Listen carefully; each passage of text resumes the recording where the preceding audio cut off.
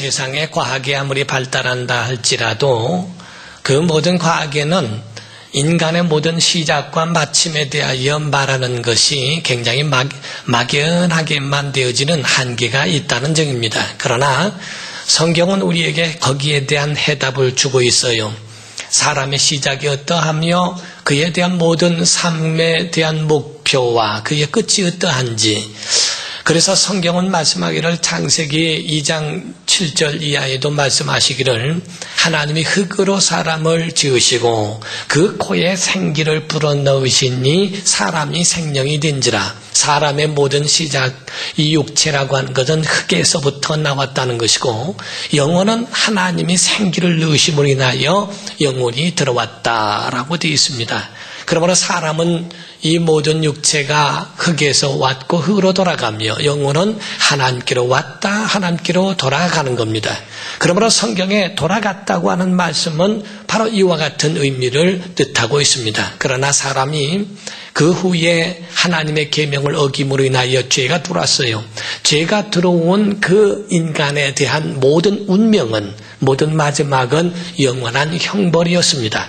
그래서 모든 사람은 그대로 내버려 두면 영원한 형벌을 받게 됩니다.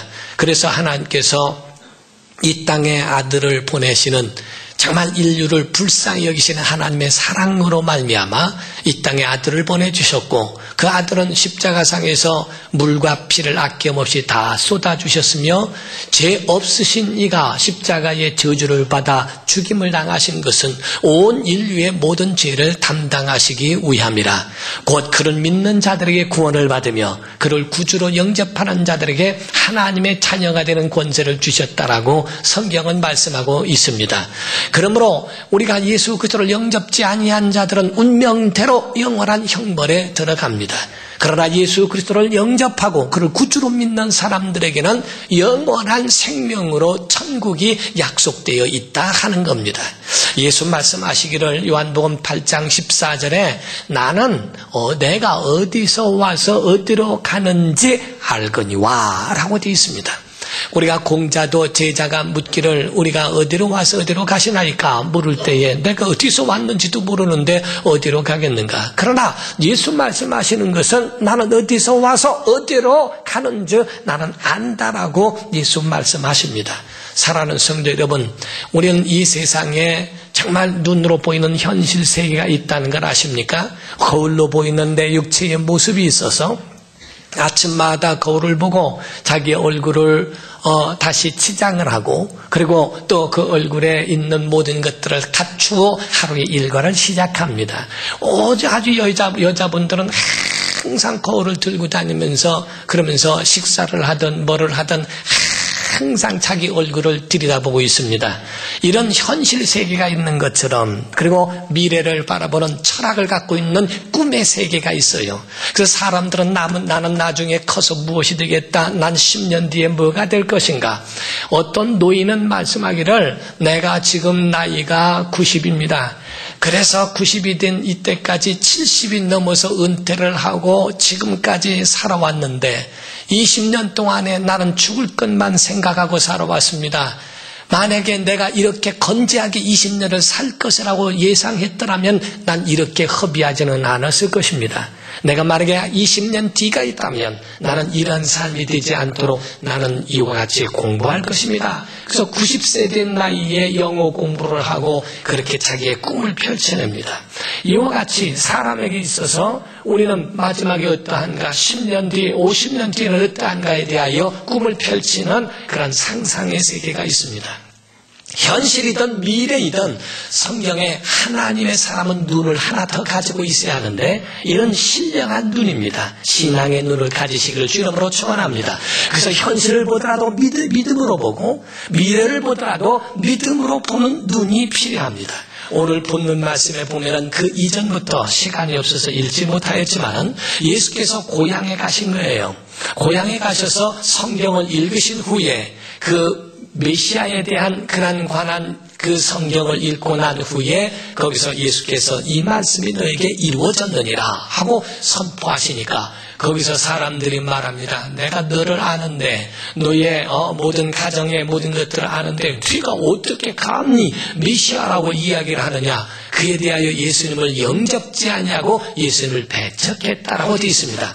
요한복음 1장에도 보면은 영접하는 자, 자기 땅에 하나님의 아들이 오셨는데도 영접지 아니하였으나 영접하는 자, 곧 그 이름을 믿는 자들에게는 하나님의 자녀가 되는 권세를 주었다라고 말씀한 것처럼, 오늘은 좀 더 구체적으로 말씀한 것처럼 고향 땅에 가셔서 거기서 예수께서 말씀하셨거늘 예수님을 아는 사람들은 육으로 보기 때문에, 육으로 알고 있기 때문에, 내가 가난한 것을 알고 내가 목수의 아들이라는 것을 알고 내 형제들이 있다는 것을 다 아는데 내가 감히 이렇게 할 수 있느냐라고 하는 것으로 예수를 강력하게 배척을 하고 30절에는 남떨어지까지 끌어내려서 밀어내고자 했다고 29절에 말씀합니다. 그때 예수께서는 그 사이를 지나가시더라 라고 30절에 말씀하죠. 이와 같이 예수께서 이 땅에 오셨지만은 그를 누구로 보느냐는 겁니다. 어떤 시각으로 예수를 보느냐, 이건 굉장히 중요합니다. 우리의 중요하고 신앙에도 중요합니다. 예수님을 만약에 존경받을 분으로만 여긴다면 여러분은 그 대우를 받을 겁니다. 하나님을 잡신 대접을 한다면 여러분은 잡사람 대접을 받을 것입니다. 하나님을 하나님으로 대접을 하면 하나님은 여러분에게 자녀 대접을 할 것입니다. 성경에 하나님을 어떻게 대접을 할 거냐에 대하여 하나님은 그에 대하여 준비하고 계시는 거예요. 그래서 성경은 우리에게 무엇을 말씀하는가? 과연 너는 누구로 예수를 보고 있는가? 어떻게 믿고 있느냐는 것을 말씀합니다. 예수를 구세주요 메시아로 믿고 있는 사람들에 대해서는 그들이 구원을 받고 영생에 들어가지만은, 그러나 유대인들과 같이 믿지 않고 인정하지 않는 사람들에 대하여서는 그들은 구원에서 제외될 수 있다는 것을 말씀을 하고 있습니다. 그러므로 성경은 우리에게 말씀합니다. 예수님을 누구로 보느냐? 베드로가 말하기를 주는 그리스도시요 살아계신 하나님의 아들입니다 라고 대답을 합니다. 마태복음 16장 14절 이하에 보면은 예수께서 가이사랴 빌립보 지방에 이르러 제자들에게 물으셨어요. 왜? 중요하니까. 사람들이 인자를 누구라 하느냐? 챔녀 요한이랍니다. 엘리야랍니다. 예레미야랍니다. 선지자 중에 하나랍니다. 그런 예수님을 격하시킨 게 아닙니다. 예수님에 대하여 존경하고 예수님을 높인 사람 중에서는 가장 극치를 달리고 있고 정말 훌륭한 이로 이야기합니다. 그때 예수께서 너희는 나를 누구라 하느냐? 그때 시몬 베드로가 주는 그리스도시요 살아계신 하나님의 아들입니다. 이렇게 고백을 할 때 예수께서 흡족히 여기셨어요.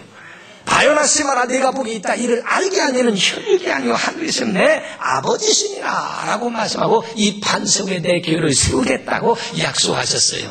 사랑하는 성도 여러분, 바로 교회는 믿음의 신앙 가운데 세워진 줄로 믿습니다. 예수 그리스도가 하나님의 아들이심을 믿으시면 아멘 하십시오. 정말 여러분의 구주가 되시기를 예수 이름으로 축원합니다. 그럼 믿는 겁니다. 그러면 성경에 하나님의 아들 예수 그리스도만 그렇게 보는가? 아닙니다. 우리도 그렇게 봐야 됩니다. 자기 자신을 향하여 무엇으로 볼까? 나는 어느 가문에 태어나 어느 가문에 의하여 이와 같이 몇 대 소를 거쳐 이와 같이 왔고 하고 육적으로만 본다면 아무런 의미가 없어요. 여러분, 내 자신이 누구로 보는가? 하나님의 자녀요. 하나님을 아버지라 부를 수 있는 믿음의 사람이요. 하나님 우리에게 은혜로 덧입히셔서 직분도 주시고 하나님의 일을 감당할 수 있는 자로 만드셨다는 것이 얼마나 감사한가. 사도 바울이라는 사람은 고백을 합니다. 그는 예수 믿기 이전에, 예수 만나기 전에는 핍박자요 포악자라고 자기 자신을 말했어요. 예수님을 오해했다는 거예요. 아니, 십자가에 달린 제수, 아주 흉악범인 제수가, 그가 신성모독을 하고 십자가에 달렸는데 과연 그가 어떻게 하나님의 아들이라고 말할 수 있는가? 그래서 교회를 핍박했고 그를 추종하고 따르는 교회에 대하여 얼마나 큰 박해를 했는지 몰라요. 그런데 다메섹 도상에서 주님을 만납니다. 사울아 사울아, 네가 어찌하여 나를 박해하느냐? 주여, 니시옵니까? 내가 박해하는 예수라. 너무 놀라. 그는 그의 영광을 보고 눈이 어두워져 앞을 보지 못하였고 부축을 받게 되었습니다. 아나니아라고 하는 그때의 사람에게 하나님이 명령하셔서 그래서 그에게 안수함으로 인하여 빈 같은 것이 떨어지고 이제 그때부터 주님의 사람으로 변화됩니다. 여러분, 우리 눈에 정말 그런 것들이 떨어지고 주님을 구주로 보시기를 주님으로 축원합니다. 그래서 고린도후서 5장 17절 이하에 사도 바울은 말하기를 이제부터는 나는 이제 육신을 따라 사람을 알지 않기로 작정했다고 그렇게 고백을 합니다. 16절 이하에 말씀하고 그렇게 고백을 하고 있어요. 사랑하는 성도 여러분, 우린 모든 삶에도 마찬가지입니다. 내가 누군가, 내가 태어나지 말았어야 하고 내가 육으로 사는 사람이고 나는 이러하다 저러하다 육으로만 볼 것이 아니라 신앙의 눈을 또 봐야 됩니다. 어떤 가정에 딸과 며느리에 대한 이야기를 합니다. 딸과 며느리가 같은 여자일진데 바라보는 시각에 따라 달라질 수 있어요. 어떤 어머니가 미국에 있는 아들과 딸에게 그 가정에 동시에 방문하게 되었습니다. 먼저 딸네 집에 가서 며칠을 있었더니 거기서 그 딸이 아주 아침에 좀 늦게까지 자도록 사위가 일찍 일어나서 출근하기 전에 밥을 다 했습니다. 빨래도 갖다 널어놓고 이부자리 잘 개놓고 전부 먹는 거를 다 해놓고 다음에 식사까지 다 준비하고 자기 부인이 늦게 일어나도록 모든 걸 배려하는 걸 보고 얼마나 기분이 좋았는지, 내가 사위는 참 잘 받고 내 딸을 저렇게 사랑해주는 사위가 있다는 것을 너무 감사하게 생각을 했습니다. 3일 뒤에 아들 집에 갔습니다. 이 아들도 사위가 똑같았습니다. 그래서 그 며느리가 늦게 자도록 끝까지 두고 아침에 일어나서 이부자리 개고 빨래 갖다 널어놓고 밥을 착한 걸 보고 저런 멍청한 놈 같이 하고, 어떻게 내가 여태까지 돈을 들여서 금이야 오기야 키웠더니 어째 그렇게 멍청하게 젖다우로 사는가. 아이고 멍청한 놈이라고. 딸에 대하여서는 정확하고 좋으면서 며느리에 대해서는 얼마나 야박스럽고 거기에 대해서 그런 건지 몰라요. 똑같은 그런 것으로 이렇게 바라볼 수 있어야 되는데 그러지 못한 부분을 보게 됩니다. 저는 우리 아버지하고 고등학교 때 자취를 한 적이 있습니다. 그래서 한 몇 년을 했는데 그때의 김장김치를 갖다 놓으면 그래 합니다. 근데 저희 아버지는 입이 굉장히 짧으시고 까다로우세요.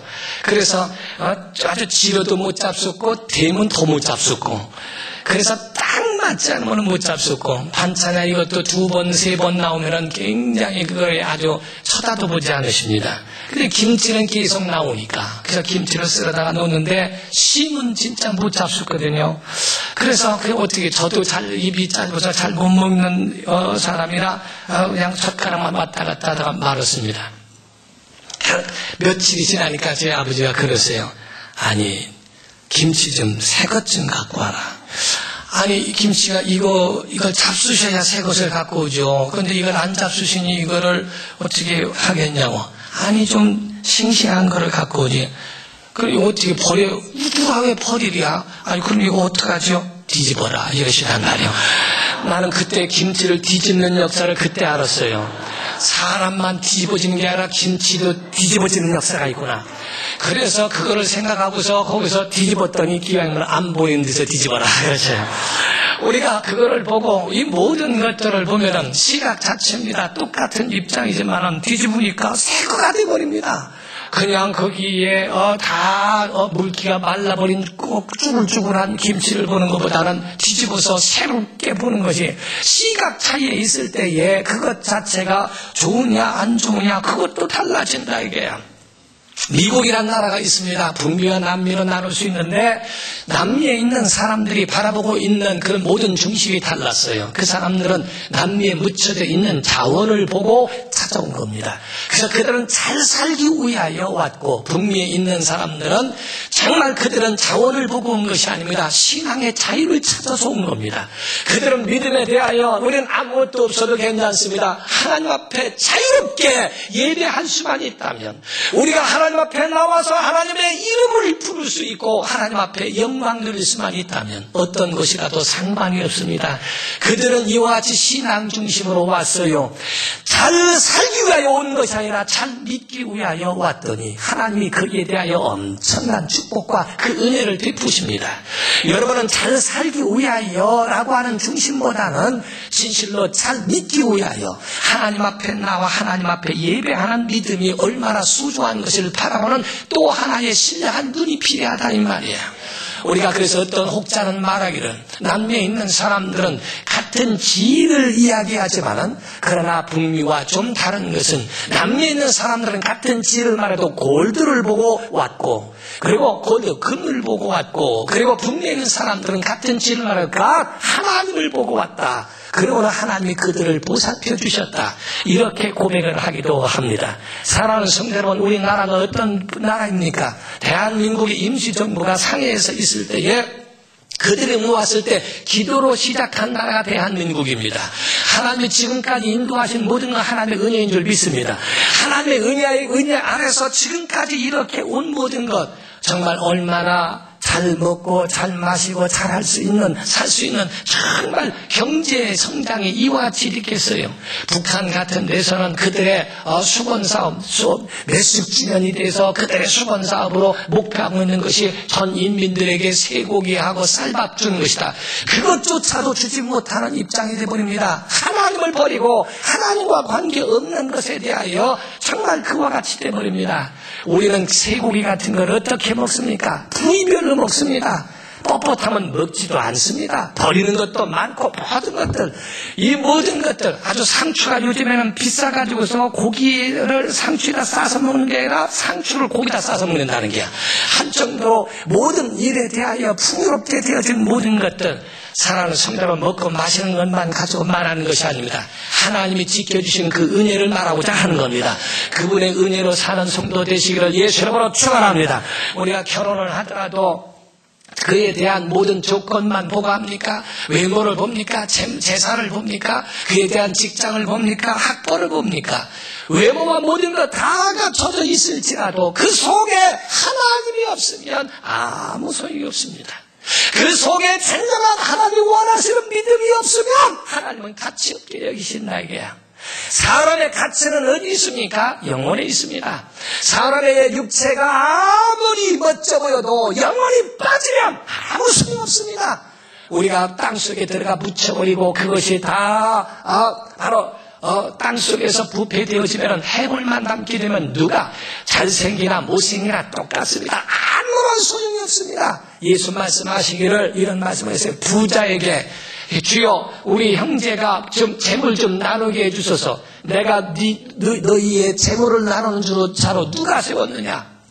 그러면서 예수께서 비유로 말씀하십니다. 어떤 집에 한 부자가 있어서 모든 것이 형통해서 곡간을 늘리고 더 확장시켜서 쌓아놨느니라. 그리고 났는데 마지막에 이제 내 영혼아 먹고 쉬자 할 때에 내가 그에게 말하기를 하나님께서 그에게 말씀하신다. 어리석은 자여 내 영으로 오늘 밤 취하리니 그 재물이 네 것이 되겠는가. 재물보다 중요한 건 사람의 목숨일진데 목숨보다 중요한 건 영혼이라는 거예요. 영혼이 육체에서 빠져나가 버리면 그 육체는 아무런 가치가 없습니다. 우리가 사랑하는 아버지 어머니일지라도 자기 아내요 남편일지라도 바로 영혼이 빠져버리니까 만 이틀도 안 돼서 갖다 묻어버려야 됩니다. 만 이틀도 안 돼요. 그래서 장례를 치는 사람들이 그 당시에는 몰라요. 그냥 갑자기 엊그저께만 하더라도 이야기하고 대화했던 분이 갑자기 싸늘한 시체가 되고 이틀 뒤에는 화덕에다 넣어서 화장시켜버리는 우리가 3일장이라고 할지인데 만약에 그 전날 11시에 만약에 돌아가시면 3일장이면 만 이틀도 안 됩니다. 나중에 장례가 다 끝난 다음에 비로소 체감이 그때서 오는 거예요. 한 일주일 지난 다음에 당장 오실 것 같고 당장 퇴근에 들어올 것 같고 많은 그 마음에 굉장히 그 마음속에 막 서름과 그런 아쉬움과 그리움이 더 복받쳐 오른다 이게. 아무리 훌륭해도 영혼이 떠나면 아무 소용없는 것이 바로 육체일진데 하나님이 보실 때 그 영혼이라도 죽은 영혼은 소용없다는 거예요. 하나님의 아들을 주셔서 생명 주셨는데 그 속에 예수의 피가 묻어 있는가? 그 영혼에 예수 그리스도의 은혜가 있는가? 예수 그리스도의 생명이 있는 영혼 그들을 구원하시겠다. 요한복음 6장에 말씀합니다. 하나님의 일이 뭡니까? 하나님과 그의 아들을 믿는 것이 하나님의 일이다. 하나님의 뜻이 무엇이십니까? 하나님의 뜻은 아들을 믿는 자마다, 그의 보내신 자를 믿는 자마다 마지막 날에 다시 살리는 것이다 라고 성경은 말씀했어요. 한 사람도 멸망시키지 않고 그들을 살리겠다. 예수의 피가 있는 자들. 구약의 후에 노아 시대 때에 하나님께서 그 영혼이 있는 사람들을 내가 지면에서 다 쓸어버린다라고 왜 그러셨을까요? 그들은 하나님의 아들들과 사람의 딸들이 결혼해서 자녀를 낳는데 다 육체가 돼버리더라는 거예요. 하나님 보실 땐 가치 없는 거예요. 지옥은 개인 나라로서 쓰레기장입니다. 그 영혼이 가치 없는 것에 다 버려버리는 것. 과연 내 속에 하나님의 사람은 하나님이 그 속에 있어요. 하나님이 그 속에 있는 사람들은 모든 삶에 하나님의 은혜가 그 마음에 있습니다. 자고 깨고 하는 모든 것이 다 그분의 은혜로 살아가는 것이 믿음입니다. 외모를 가지고 따질 필요가 없습니다. 우리가 면허를 따라갈 때 외모를 봅니까? 농구 선수에게 외모를 봅니까? 축구를 하는 선수를 뽑을 때 외모를 보고 뽑습니까? 실력을 보고 그에 대하여 행하지 않습니까? 간혹 어떤 산부인과에서 아이가 바뀌는 사람이 만에 하나 나올 때가 있어요. 나중에 자기가 DNA 검사를 해보니까 이 아이가 내 아이가 아니고, 그리고 다른 곳에 있다고 하는 것이 밝혀졌어요. DNA 검사를 했더니 진짜 그가 내 아이예요. 그러면은 다른 것, 내가 지금까지 키운 자녀도 소중하다 할지라도 내가 그 아이를 찾아서 자기의 아이로 데려오려고 하는 그 부모의 마음, 외모를 봅니까? 잘생겼는지 못생겼는지 그거 보고 데려옵니까? 아니요. 내 피가 있으니까, 내 피부치니까, 내 아이니까, 내 것이니까 그를 자기의 아이로 키우려고 하는 부모의 마음같이 하나는 다른 거 보지 않습니다. 예수의 피가 있는가? 하나님의 아들의 생명이 그 안에 있는가? 예수의 이름이 그 안에 있는가? 그 속에 있는 예수의 이름만 있다면 어디를 쫓아가서라도 그를 찾아내리라, 그를 구원하리라고 하는 하나님의 강력한 결단이 바로 있는 것이 바로 성령입니다. 사랑하는 성도 여러분, 우리 예수 그리스도 안에 있는 성도 되시기를 주님으로 축원합니다. 주님은 세상을 차별하지 않았습니다. 외모로 차별하지 않습니다. 그래서 예수께서는 문둥병자, 나병 환자에게도 찾아가셨고 눈먼 자에게도 찾아가셨습니다. 어떤 사람도 차별을 대우를 받을 만한 사람은 아무도 없습니다. 나이가 들든 어린아이든 장애를 가졌던 사람이든 건강한 사람이든 똑같이 주님은 취급을 하셨어요. 사람은 있다고 얼마나 있는 척하고 도도하고 교만할 때가 있습니까? 그러나 주님은 그렇지 않습니다. 하나님의 아들이시라도 하나님의 아들이신 그가 이와 같이 그들을 찾아가셔서 그에게 은혜 베푸시고 다 그들을 인도하십니다. 그러나 다 그런 것이 아니다. 오늘 주님 말씀하신 말씀에는 다 그런 것이 아니다. 엘리야 때에 다 10년이 들어서 배고파 굶주리는 가운데 있을 때 그 가운데 사렙다 과부 하나만 그랬다. 그때 과부가 하나만 있었더냐? 그렇지 않다. 은혜 받은 과부는 사렙다 과부 하나다. 믿음이 있기 때문에 그렇습니다. 엘리사 때가 있었다. 그때의 나병 환자가 나만 하나뿐이었더냐? 은혜 받은 나병 환자는 나만 하나뿐이었다. 믿음으로 순종한 자뿐이었다고 말합니다. 여러분과 제게 하나님의 은혜로 살 수 있는 유일한 방법은 예수의 은혜가 있는 자들입니다. 우리 믿음의 눈을 떠 우리 주님을 목수의 아들로 보지 말고 하나님의 아들로 보시기를 주님으로 축원합니다. 그분의 생명이 여러분 안에 있을 때 하나님의 은혜가 그 안에 있는 거예요.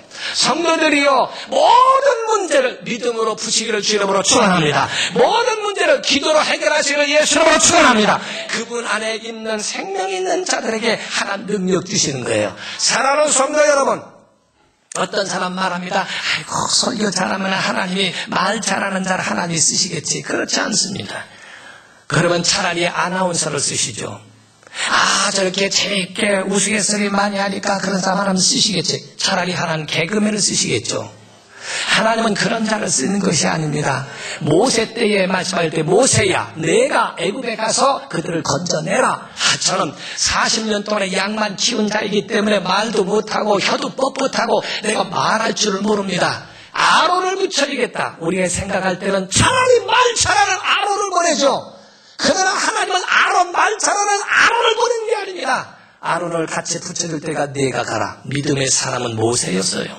믿음의 사람인 여러분들이 가시기를, 믿음의 장자가 되시기를 주님으로 축원합니다. 여러분 말 잘하는 말쟁이를 하나님 쓰시고자 하는 것도 아니고 재능 있는 자를 쓰시고자 하는 게 아니라 믿음 있는 자를 쓰시는 겁니다. 여러분 속에 예수의 생명 있는 사람으로서 하나님 쓰시는 믿음의 사람으로 자기 자신을 세워가는 복된 성도 되시기를 예수 이름으로 축원합니다. 그래서 칼렙이라는 사람은 세 가지가 다르다고 계속 제가 강의하는데, 첫 번째 칼렙이라는 사람이 민수기에 보면 민수기 14장 23절에 말씀이 있습니다. 칼렙은 백성들과 달라서 첫 번째가 눈이 달랐어요. 믿음으로 보는 눈이 달라고, 두 번째 그는 마음이 달라서 하나님을 온전히 따랐다고 되어 있습니다.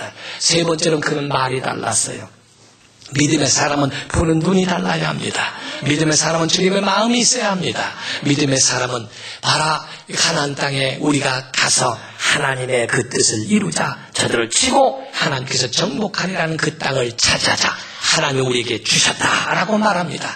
10명의 사람은 부정적으로 말해서도 그는 믿음으로 승리합니다.